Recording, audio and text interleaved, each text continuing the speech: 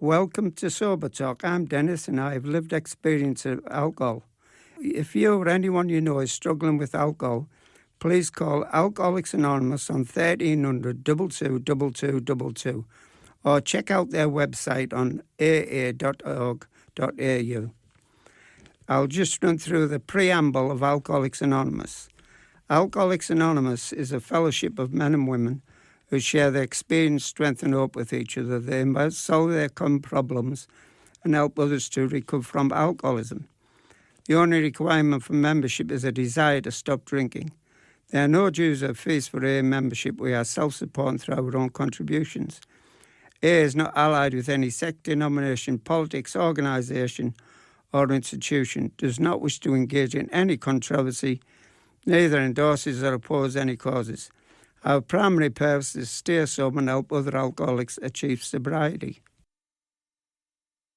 G'day everybody, my name's Trevor and I'm an alcoholic. My story begins when I was 13 and my mother committed suicide. Put in the boy times and I rebelled and I kept getting into strife and I finished up going into a reformatory. And I was supposed to be there till I was 18 and I finally got out at 17. And but from there I progressed to jails and prisons, and I was in and out of jail from 18 till I was 24, and every time I was out of jail I was homeless because I wouldn't spend money on rent. I wanted it for grog. And anyway, when I got out of jail in 1974, I met, which I didn't know at the time, my future wife. And we got married in 1975. We had 4 children, but I also got a daughter to in another relationship. And to try and keep out of trouble and keep off the booze, I joined the railways, the Commonwealth Railways, and I moved out to a place called Hague, out on the Western Australian side of the Commonwealth Railway, in the middle of the Nullarbor Plain. And I was working out there, and we got a train once a week called the Tea and Sugar, which would bring out our food and had a butcher and also our alcohol.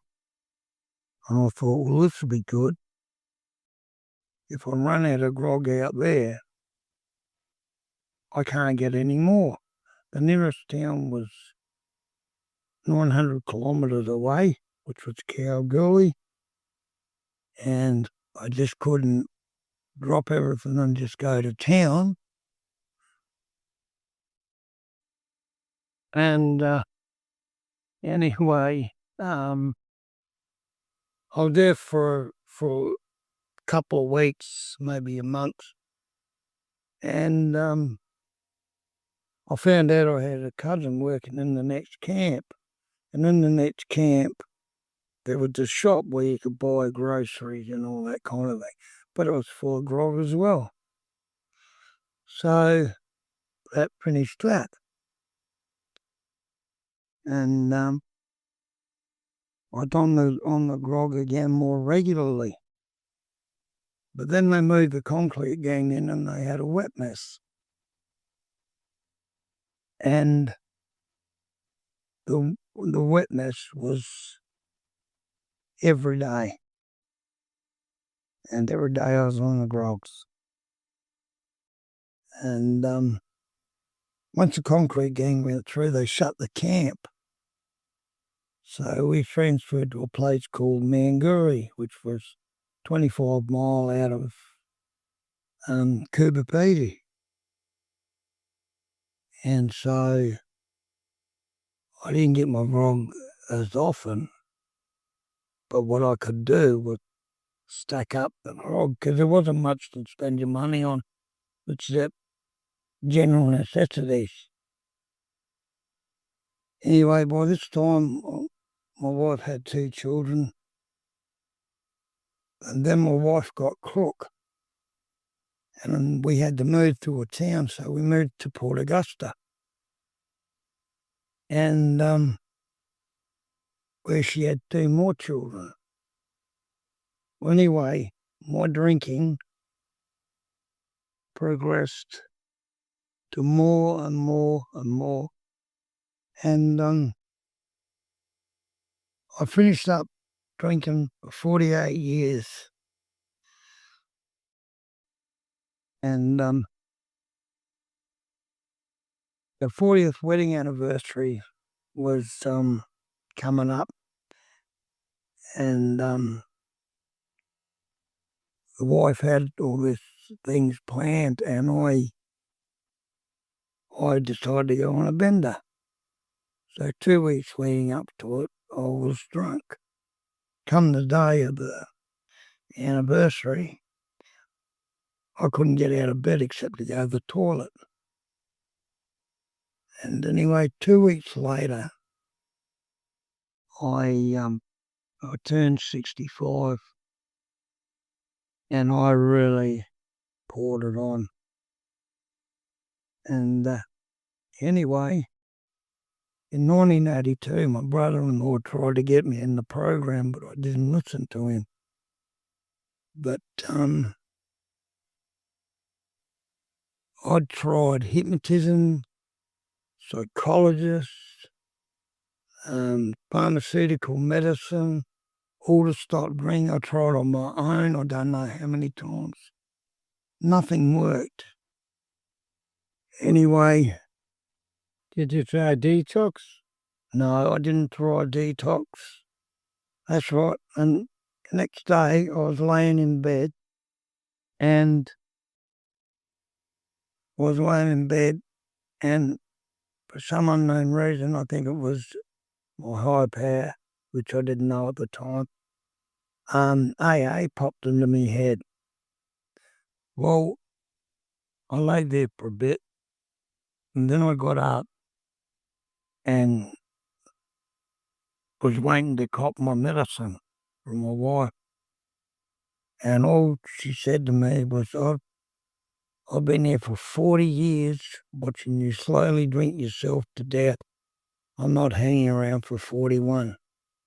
Now, that was a wake-up call, another wake-up call for me, because she'd kicked me out a zillion times, but she never threatened to leave me, and that sort of shocked me. But I didn't tell her what I was planning because I told her in the past, her and the kids, what I planned, and everything didn't work. And so I tried not to tell her. Anyway, I rang AA on the Monday in Port Augusta, and the meeting was Friday. But I was just grateful that I was that crook, that I didn't want to drink anyway. Because if I wasn't that crook, I wouldn't have made it to AA, because by Wednesday I would have been back on the piss, back on the grogs. And anyway, Friday come around, and I got ready, had a shower, got dressed, and I come out all ready to go, and the wife said, "Where are you going?" I said, "To AA." The first time I mentioned it. And she turned to me and said, "Bull crap, you going to the pub?" And I said, "No, I'm going to AA." Anyway, we were standing there arguing back and forth, and I just thought, why am I standing here arguing? So I left her arguing with herself, because I walked out, jumped in the car, and I went to my first AA meeting. And that was the greatest thing I could have ever done. Because as soon as I walked through them doors, it was like a great weight was lifted off me. And anyway, I was home about 2 hours later. And then she started again. But while I was at the meeting, they gave me a beginner's wallet. And I had that in my back pocket where she couldn't see it. And anyway, she said, "What are you doing home?" I said, "The meeting's finished." And again, bull crap. "You've run out of money, haven't you?" I said, "No, the meeting's finished." She said, "Well, don't look at me. I'm not giving you no money." I said, "I don't want any money." Anyway, she was starting to carry on a bit. So I handed her the wallet. And she looked at it, and she was sort of shocked because it was AA. But the thing was, even though I started AA, the family and my wife, they weren't sure because of all the other Band-Aid fixes I'd tried that didn't work. And but I'm grateful because we had a really strong group in Port Augusta. And without them people to support me, I probably would have went back out drinking. I don't know. But my sobriety date is the 28th of June, 2015. And I've just passed 9.5 years sober. And it's the best 9.5 years of my life and my wife's and my family because now they believe me. At 15 months sober, my daughter got married and I walked her down the aisle. But I don't know if you know the Flinders Ranges at all. She got married up in the Flinders Ranges at a place called Ticklebelly Hill. And anyway, I did the right thing. I got everyone's number. No problem. Ring us. We'll be there to support me. And anyway, walked her down the aisle. Oh, pardon me. Walked her down the aisle. And lo and behold, after the wedding and that, I went and asked the bloke running Ticklebelly Hill. I said, "Phone coverage up here?" "No phone coverage." Well, I told my son and my son-in-law that just got married to my daughter, and they kept their eye on me all night, and so did my wife. But I had no drama. They were more worried about peer pressure, people trying to get me to have a beer, one won't hurt you and all this kind of thing. One beer actually will kill me. And if I didn't join AA at the time I did, because I was just drinking for oblivion, and I would have been dead. Within 12 months, I would have been dead. I honestly believe that. So I'm just so grateful to this program.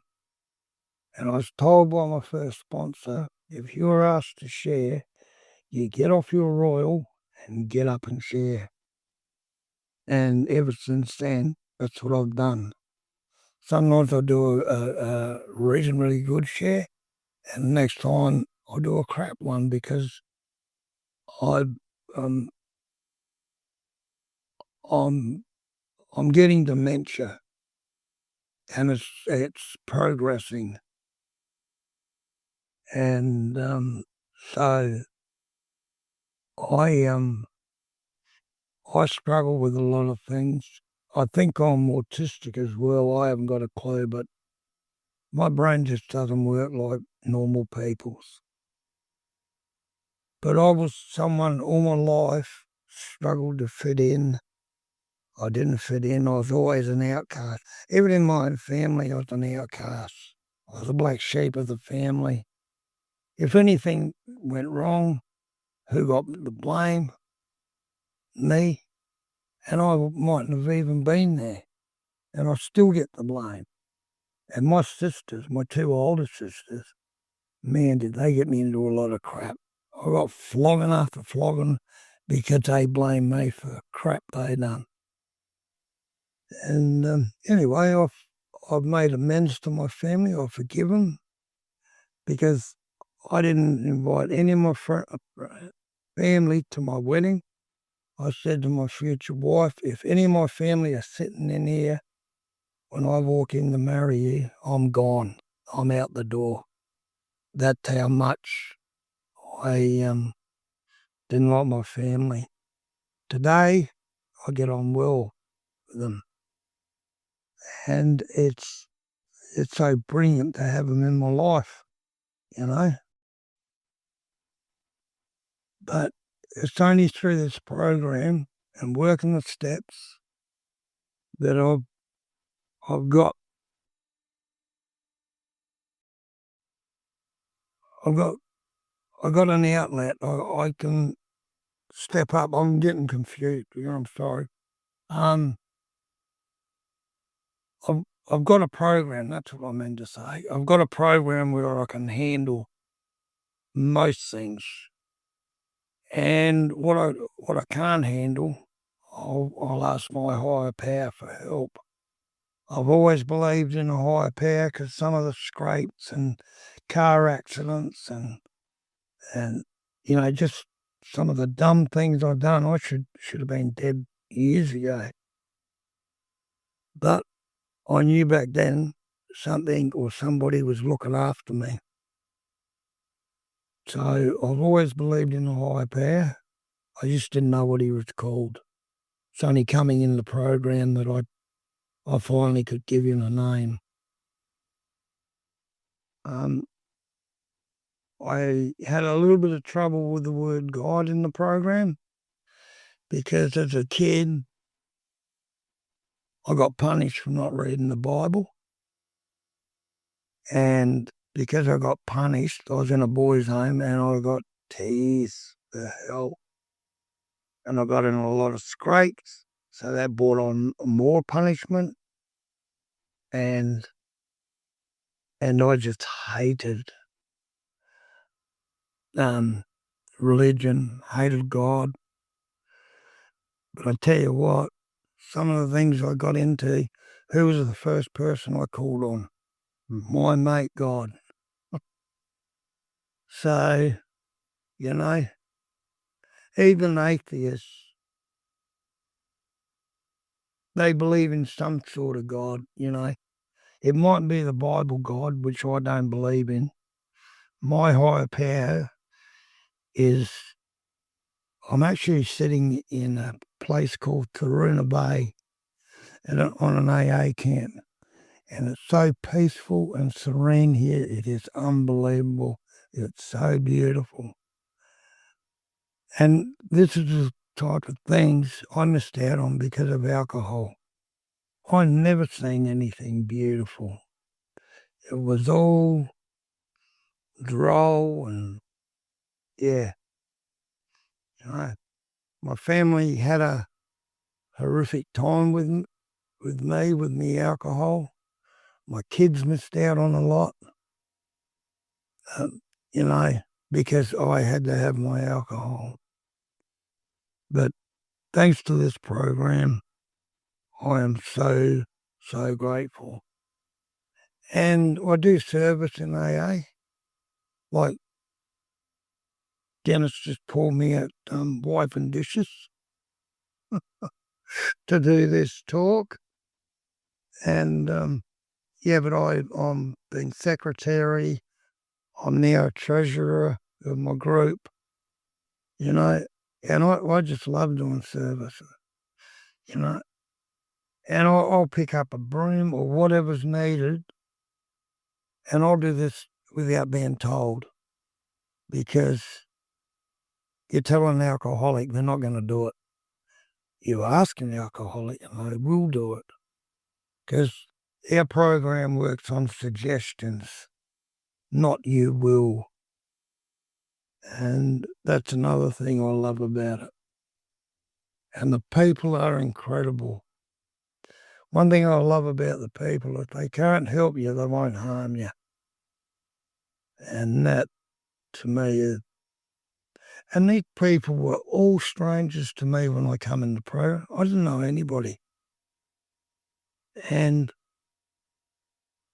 the amount of friends I've made and will do anything for me, within reason, of course,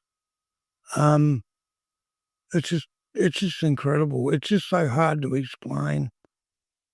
I'm grateful I am an alcoholic, because without being an alcoholic, I wouldn't have what I've got today, which is peace, serenity, and I just love it. How much longer? How much? Good. Have I finish up? And I just spoke to Dennis and he said it's time for me to finish up. So, yeah, I'm just so grateful to be in the program and to be able to share my story. And yeah, I'll just leave it at that. Thanks. And if you're in the program, keep coming back. Good on you, Trev. Thank you. We have local meetings for the full week in the local area. Monday is Gala meeting at 8 o'clock. Tuesday is Elizabeth East at 8 o'clock. Wednesday is Elizabeth East at 8 o'clock. Thursday is Two Wells at 8 o'clock. And Friday is Salisbury at 8 o'clock. There's a meeting at Deveron Park at 12 o'clock. And on Sunday there's a meeting in Salisbury at 7 o'clock. And many other meetings in the area. For details of your local meetings, please phone 1300 22 2222. And once again, if anyone you know is struggling with alcohol issues, please call Alcoholics Anonymous on 1300 22 2222. The website is aaSouthAustralia.org.au.